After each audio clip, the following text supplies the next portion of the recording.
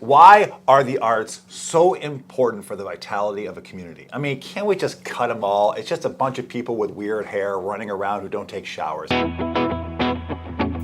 Welcome everybody back to The Poor. My name is Father Christian. This is the place where faith and culture are served together. And today we are talking heavy culture because we got Nancy Turl from the Arts Council to talk about why are arts important for civilization. Nancy Turl, welcome to The Poor. Hey! Do you know now that you are officially a poron? That's a great name. Tom came up with that. So we're all just porons in your world.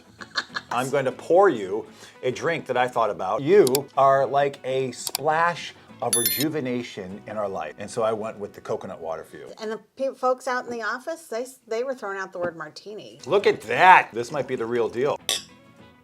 Yeah, just what the doctor ordered. And you can have as much of this as you want. You don't have to worry about a thing. You don't have to ask, you just take it. So what is your official title? Executive Director, CEO, Chief Bottle Washer. You do it all. We have a small team of people that that's do great. it all. It's not me. Oh, and then you add on to that a whole cadre of volunteer people who do lots of stuff. So For the Arts Council. we're using Martin Arts these days as an umbrella brand name for the Arts Council and the Arts Foundation for Martin County. Couldn't you just had a nice fundraiser where you have the Arts Council and Arts Foundation do like a grudge match and put them like in a ring and get the big blow up dolls and you sit there and just crash each other out and then whoever won, that becomes the title. Coming up next. I've been trying to get Nancy Turl on this show forever and she blows me off more than my wife does. Why are the arts so important for the vitality of a community? I mean, can't we just cut them all? It's just a bunch of people with weird hair running around who don't take showers. I mean, that was the Renaissance. Can we just move on? Do we really need the arts? I don't know. You're an artist. Do we need the arts?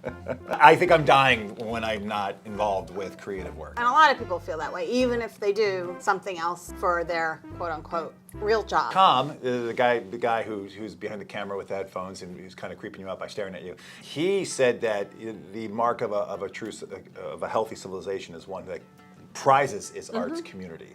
And when a civilization starts to lose or make decisions to lose the arts community, and then it can start to lose a tremendous amount of character and soul. Would you agree with that? I would 100% agree with that. And you see it in communities artists moved into where they can maybe afford rent and afford to do things and they get hip and cool.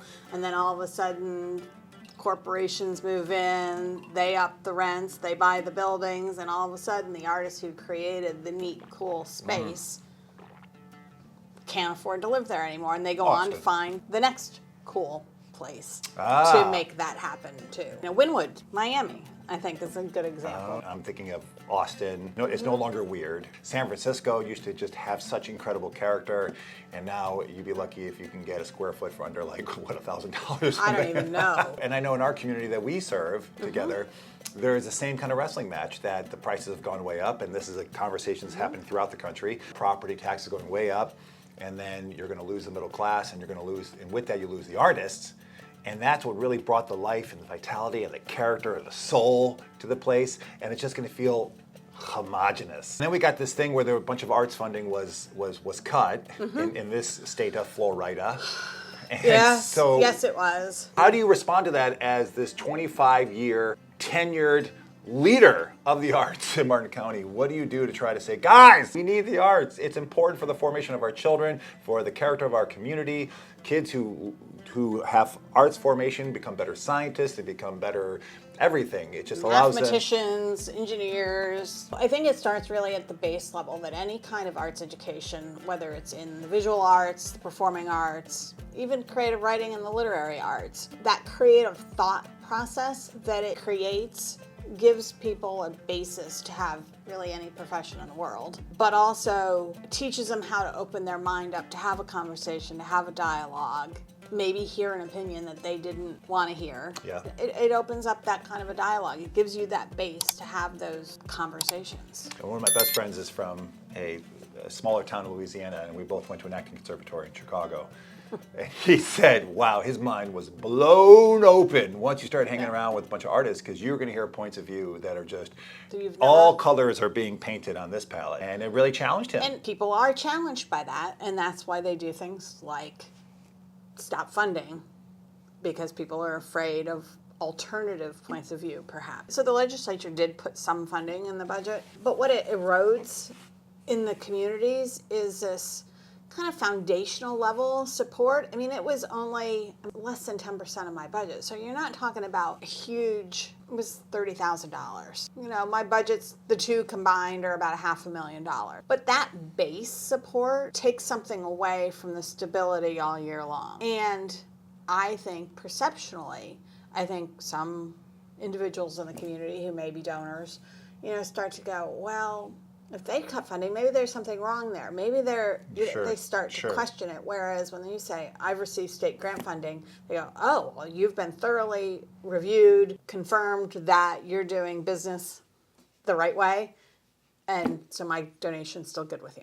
The arts have become a place that, just growing up in the theater, that really allows everyone to feel welcome and to be themselves and to be celebrated and to be able to express themselves, since expression is at the heart of it. One thing in the church that we hope that people feel when they come to the church, they don't feel judged, that they feel that open. God's love is there for everyone. And I think there's a reason why the church has been in a deep relationship with the arts, especially historic denominations, of exploring that. How do you possibly express the incredible love of God? Well, arts is a good place to start, and the church is the longest running show in the history of mankind. The majority of our service is tapping into this sensorial, I mean, especially as Episcopalian. We use smoke, we use lights, we use the stained glass windows. Mirrors. Smoke and mirrors, yeah. There's a theatricality to it, and why? Because it allows your mind to sort of quiet down a bit, allow your heart to take over, and allow yourself to be open to this. The liminal space between earth and heaven becomes very thin, and you can just exist and experience the powerful what if, the divine. And none of us take enough time to be in the moment, and it puts you in the moment. Well, do you think the church inhibits or promotes the arts? That's a loaded question. Loaded question. Then shoot away, sister. I think many of them do, and many of them don't. I grew up Catholic, which is very close to an Episcopal environment. Yeah, it's a Catholic light. I think they do, generally speaking. I think some of the newer churches, they use arts a lot in terms of using music and music ministry Smoke and machines. all of that stuff. But when you hear the kinds of policies and the kinds of things that they're encouraging their parishioners to support, I question whether that's true, and I feel like I'm really going out on a political limb here. But Hey, you're speaking openly about this because as a champion of the arts. even the Jewish tradition, I think, are very strongly supporting arts. It's historic in our religions, especially just within the church itself, of supporting some of the greatest artists, Michelangelo and Da Vinci, and just supporting that. And because, well, we had the money at the time to do it, Right. But Right. It allows for this a grandeur. It's so impossible to express the ultimate source, the divine, but you try, and the arts allow us to do that in Technicolor. When I've seen that done really beautifully well within the church, it's very moving to people, and they find a different language to use to try to say, let me try to figure out this way with who this Jesus guy is, because now I'm at this arts class where they're telling me to draw my faith, and I got all these different materials all over, and I got to piece it together and say, this is what my faith looks like. Well, they probably couldn't tell me personally, but they can at least do this. But they may be able to do that if that's more their language than talking about it. Yes. Sometimes just talking about your faith is like, we ask this of every single person who comes here. Where do you think the church will be in 25 years? It's been here for centuries leading up to this point. I don't know why it wouldn't be still here. It may look different than we know it today. What do you think it might look like? More digital. Max Headroom Church, for all those who are old enough. Who's your favorite artist besides Tom Lenner? I am a huge George O'Keeffe fan. Who's your least favorite artist? Oh, gosh. Most overrated artist of all time? Drake? Nancy Turrell, I know you got big money to raise, and artists to raise up, and a community to save. I want to thank you so much for finding the time to come on The Pour. Anytime. I'll come back when you invite me. All right, Senorita, cheers to you. Cheers. And you can keep that if you like.